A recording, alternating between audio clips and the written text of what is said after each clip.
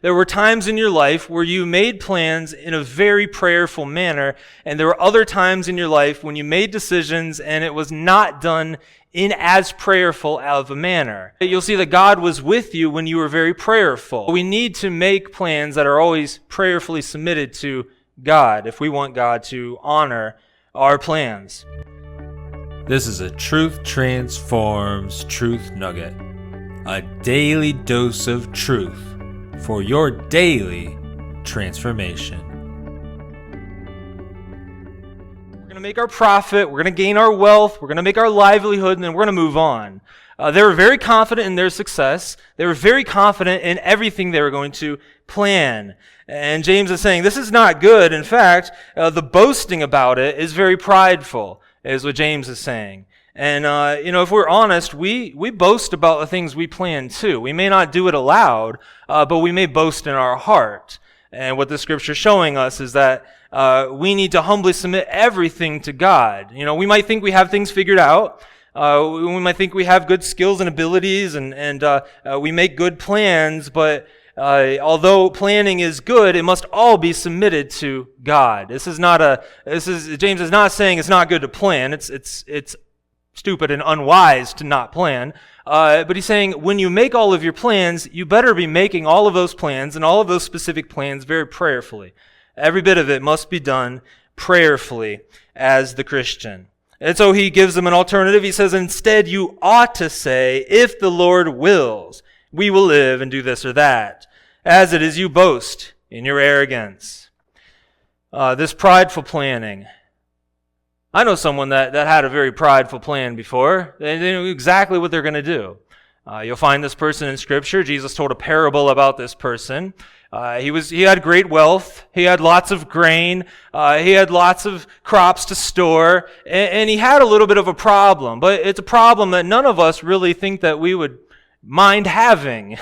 He's like, you know what? I've got so much wealth and so much grain. Here's what I'm going to do. My barns aren't big enough. So I'm going to tear them down and build bigger ones.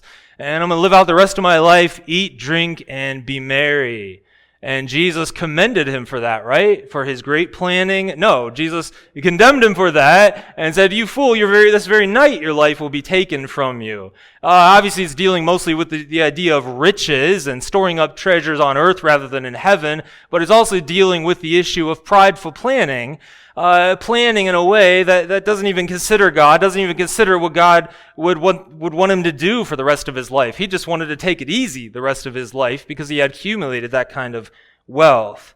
But we need to be submitted to God with all of our plans. Prideful planning does not bring God glory.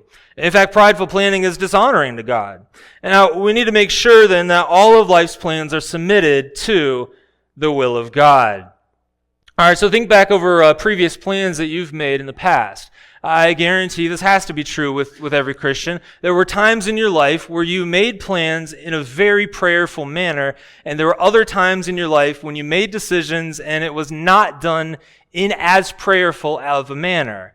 You just think back through those times in your life and think about the situation. I don't want to focus on the results necessarily, but if you think about the results, you'll see that God was with you when you were very prayerful. Doesn't mean that the results turned out that great, but the one thing I think that you will notice if you look back at those two times, the time when you were very prayerful in your decision making and the time when you were not, is that your relationship with Christ certainly was closer, and you felt like the decisions you were making, regardless of the results, were turning out